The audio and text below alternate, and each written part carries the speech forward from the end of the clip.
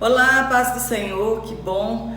Hoje nós já estamos na nossa aula de número 3 e para mim é um prazer muito grande ter cada irmão, cada irmã aqui no meu canal. Já quero de início mandar um abraço para todos os irmãos que com carinho todas as semanas têm estado aqui no meu canal e tem comentado em minhas aulas. Para você que tem curtido as minhas aulas, Deus te abençoe, compartilhado as minhas aulas também e ativado o sininho das notificações para que você receba minhas aulas todas as semanas. E hoje na lição de número 3, nós vamos falar sobre o batismo no Espírito Santo. Está em Atos capítulo 2, nós vamos comentar do versículo 1 a 13. E eu quero dizer para os irmãos, acredito que a maioria já percebeu, que eu estou postando minhas aulas em 3 partes e também minha aula integral. Então, se você prefere assistir minha aula integral ou se você prefere assistir minha aula em 3 partes, é só você entrar no meu canal e você vai assistir as 3 aulas em sequência ou a minha aula inteira, né? Porque se você esperar que o YouTube te mande esta aula, é claro que você não vai conseguir seguir as 3 aulas. Mas você vai lá, entra no meu canal, aí você aproveita e curte as minhas aulas e aí você vai assistir a sequência ou apenas aquele tópico que te interessa. Então fica comigo até o final desta aula. Nós vamos aprender muito a respeito do Espírito Santo durante este trimestre. E é claro que muitas pessoas não concordam com algumas coisas, mas nós sabemos que a palavra de Deus, ela é inspirada pelo Espírito Santo de Deus e não é por vontade humana. A Bíblia não é uma axiologia. Eu acho que sim e eu acho que não. Nós precisamos buscar orientação do alto, para que nós possamos aprender e entender de fato o que o Espírito de Deus quer falar conosco durante este trimestre. Então, no tópico 1, nós vamos falar sobre o que significa batismo no Espírito Santo. Nós vamos aprender o que realmente é batismo no Espírito Santo e o que não é batismo no Espírito Santo. Muitas pessoas têm dúvida a respeito do recebimento do Espírito Santo na conversão. Isso está na aula de número 2, se você não assistiu, assista. E sobre o dia de Pentecoste, que é realmente o derramamento do Espírito Santo e a evidência de que se nós realmente fomos batizados no Espírito Santo ou não. Então, se você tem alguma dúvida, nós vamos tirar essa dúvida hoje. E se você tem uma outra dúvida, pode colocar aqui nos comentários. Se eu souber responder, eu vou responder com muito prazer. É claro que aqui nos comentários não dá para a gente discutir Bíblia ou falar sobre algum tema diferente deste aqui. Mas eu espero que você goste desta aula, porque eu aprendi bastante com este tema. O batismo no Espírito Santo, ele é uma promessa antiga. Desde o Antigo Testamento, nós encontramos grandes profetas de Deus vaticinando a respeito desta promessa, desta profecia que iria chegar até os nossos dias. Nós encontramos o profeta Isaías falando sobre isso, nós encontramos o profeta Joel falando sobre isso, e quando nós chegamos no Novo Testamento, nós encontramos o próprio Jesus Cristo falando sobre isso, João Batista falando sobre esta promessa do batismo no Espírito Santo. Em Mateus nós encontramos já falando de uma forma um pouco diferente que ele iria batizar com o Espírito Santo e com fogo. Então é uma promessa e que ela foi concluída, ela foi derramada sobre as nossas vidas no Novo Testamento. E ela não é uma bênção apenas para a igreja primitiva, ela é uma bênção prometida até o arrebatamento da igreja. Todos os cristãos aqui que creem nesta promessa, que já receberam Jesus Cristo como Senhor e Salvador da sua vida, eles também receberão esta promessa do batismo no Espírito Santo e falarão novas línguas. João também falou muito, no capítulo 12 e no capítulo 14, no capítulo 16 também nós encontramos Jesus, João escreveu a respeito dos discursos de Jesus, que nós falamos na aula passada, que os discípulos ficaram tristes quando Jesus ia ascender aos céus, ele ia voltar aos céus e todas as coisas seriam entregues em sua mão, porque ele venceu, comprou um povo na cruz do Calvário com o seu sangue. Então, em todos esses livros que nós acabamos de falar aqui, nós vamos falar muito a respeito do Consolador, do Ajudador, daquele que irá nos ensinar. E hoje nós vamos tirar as nossas dúvidas do que realmente, por intermédio da Palavra de Deus, o que realmente é batismo no Espírito Santo, né? A ordem de Jesus para aqueles que o viram, né? Foram mais de 500 que viram Jesus ressurreto. E antes de ascender aos céus, a ordem que ele deu para todos esses discípulos, né? E também juntamente com os apóstolos, é que eles ficassem em Jerusalém até que do alto eles fossem revestidos. Para receber esta promessa lá no passado, eles precisaram de obediência. Se os 500 tivessem perseverado e esperado, né, a promessa, eles sim também teriam sido batizados no Espírito Santo. E nós vemos, quando nós lemos as Escrituras, que nem demorou tanto, né, depois da assunção de Jesus, mas 10 dias foi o derramamento do Espírito Santo. E às vezes nós falamos que eles estavam no templo, no cenáculo.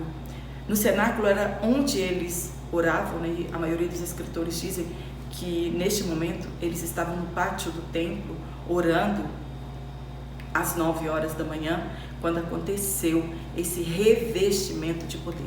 E quase 120 que creram, entre homens e mulheres, receberam o batismo com o Espírito Santo naquela manhã de domingo, naquele dia.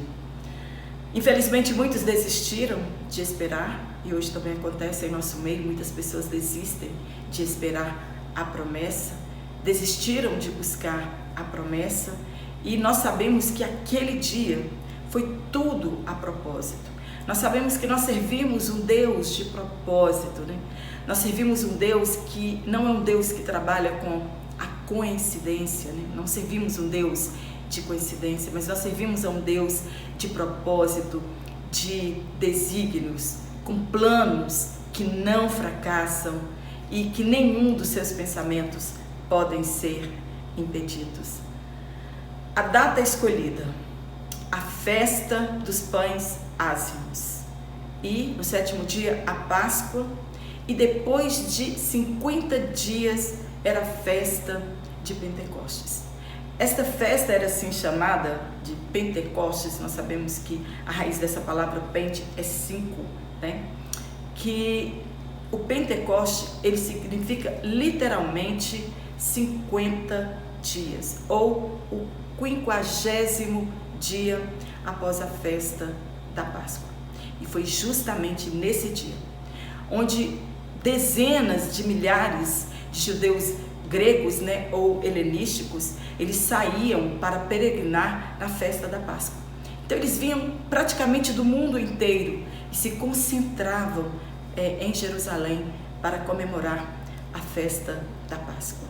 E isso foi a propósito, era a maior peregrinação do povo de Israel, né? Quando eles saíam, os judeus saíam das suas localidades e iam para Jerusalém celebrar a Páscoa de Deus. E hoje esse dia ele é conhecido como o dia da descida do Espírito Santo. Esta festa de Pentecostes, ela também era chamada de a festa dos grãos, ou festa das primícias, ou a festa das colheitas, quando os judeus vinham comemorar esta festividade. Tudo bem articulado por Deus. Um plano de um verdadeiro estrategista. E é isso que o nosso Deus é. O maior estrategista que a terra já conheceu. E naquele dia, a propósito, não por coincidência, naquele dia, cumpriu-se então a promessa do derramamento do Espírito Santo. Uma promessa esperada por séculos e séculos pelo povo de Israel, que era o derramamento do Espírito Santo. E então, a partir daquele dia, a semente do Evangelho seria levada aos 4 cantos da terra. E a igreja, que tinha sido fundada no Calvário, ela entende então qual era a sua missão na face da terra. E nós também precisamos entender qual é a nossa missão aqui na face da terra. Este era o objetivo. Missão transcultural. Era o início da missão mundial da evangelização, da colheita de almas, agora não de grãos, mas de almas. Deus estava dando a estratégia de como seria semeada a palavra do Evangelho. Há um paralelo entre a unção de Jesus e os crentes primitivos, e ele serve de base teológica para nós. João Batista, ao referir-se a Jesus, ele disse que ele batizaria com o Espírito Santo, ao contrário de João. O batismo de João era o batismo da água, batismo para o arrependimento.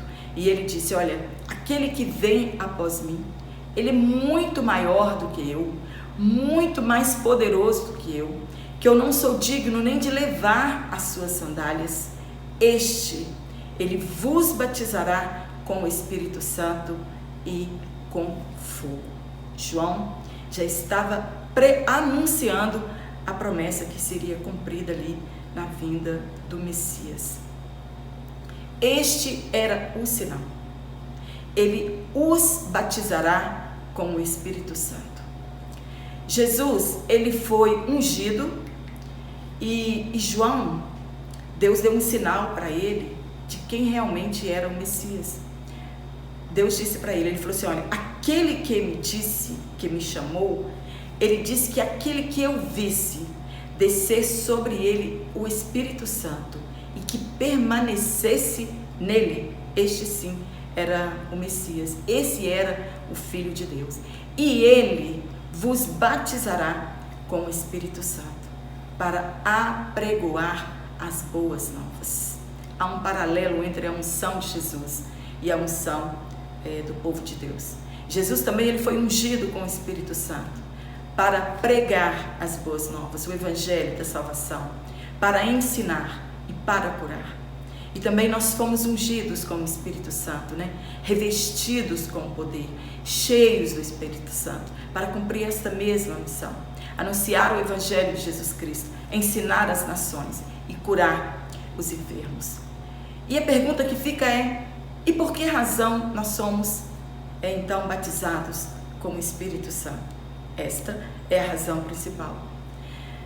Mas será que nós somos batizados com o Espírito Santo apenas para falar línguas estranhas na igreja ou em casa? Será somente isso? Será que o batismo no Espírito Santo se resume apenas nisso? O batismo no Espírito Santo, ele é diferente da salvação. Quando nós convertemos, aceitamos a Jesus, nós recebemos o Espírito Santo. Nós já falamos isso na aula 1, se você não assistiu, vá lá e assista. Nós recebemos ele na salvação. E o batismo no Espírito Santo, ele é diferente, da salvação. Quando todos nós recebemos o Espírito Santo, que atua no plano da redenção. Nós devemos entender a diferença existente entre ser batizado no Espírito Santo e sermos cheios do Espírito Santo. Aqui o texto nos fala que naquele dia eles foram cheios do Espírito Santo e que se refere a eles serem batizados no Espírito Santo. Mas em outras partes do Novo Testamento nós encontramos, inclusive nas cartas paulinas, que ser cheio do Espírito Santo fala de continuidade, de uma vida constante na presença de Deus, de uma vida constante na plenitude e no fervor do Espírito Santo. A evidência de nós sermos cheios do Espírito Santo não é somente falar línguas estranhas, mas a evidência é ter uma vida de alegria, uma vida de gratidão. Esse ser cheio do Espírito Santo fala do nosso caráter, fala da nossa conduta, fala da nossa prontidão para servir no reino e não de experiências emocionais comuns ou de milagres ou de falar em línguas estranhas. É a minha vida diária e não apenas os movimentos de um culto. Você vai num culto e fica cheio, e quando você chega, a sua vida, o seu cotidiano, você está vazio. Não é nada de ser guiado pelo Espírito Santo, nada de praticar as obras, né, que Jesus deixou como modelo para nós. É mesmo em meio às provações, nós temos motivos para continuar. Somos revestidos de uma força que vem do alto, e mesmo em meio às provações nós continuamos a servir a Jesus, a pregar o Evangelho. Assim foi com Paulo e com os demais. Aqueles homens foram cheios do Espírito Santo e não tinha provação que os parasse, não tinha luta, não tinha perseguição que os parasse. Ser cheio é ser isso, é produzir o fruto do Espírito. Não adianta nada você falar línguas estranhas e não produzir o fruto do Espírito, né? Não viver na alegria, não sentir a paz que vem de Jesus. No ponto 2, duas bênçãos distintas. Nós vamos falar da salvação e do batismo no Espírito Santo, que são duas bênçãos diferentes. O batismo no Espírito Santo, ele tem propósitos diferentes. Nós encontraremos crentes salvos que têm o Espírito Santo, mas que ainda não foram batizados no Espírito Santo. Isso nós encontramos, e muito, no nosso dia a dia. O crente que não tem o Espírito Santo, ele não o não crente, ele não tem o Espírito Santo. Uma pessoa que não aceitou Jesus, ele não pode dizer que ele tem o Espírito Santo, porque nós somos templo e morada do Espírito Santo. E só somos isso a partir da nossa conversão, da nossa regeneração. A experiência do batismo no Espírito Santo, ela é uma experiência diferente da salvação. Ela é diferente da obra regeneradora que o Espírito Santo opera em nossas vidas. Antes do Pentecoste, os discípulos já tinham tido uma experiência com o Espírito Santo. Essa experiência é a certeza de ter a vida eterna. Jesus, no dia que ele foi ressurreto, e ele apareceu para os demais, né, discípulos e as pessoas que estavam reunidas juntamente com eles, Jesus soprou sobre eles o Espírito Santo. Mas isso não foi o batismo no Espírito Santo. Se fosse assim, Jesus não teria dito para que eles continuassem em Jerusalém até que do alto eles fossem revestidos. O Espírito Santo é uma ajuda de Deus para nós, porque sem ele, sem o Espírito Santo, nós não conseguimos cumprir os desígnios de Deus. Por isso, ele é chamado de ajudador.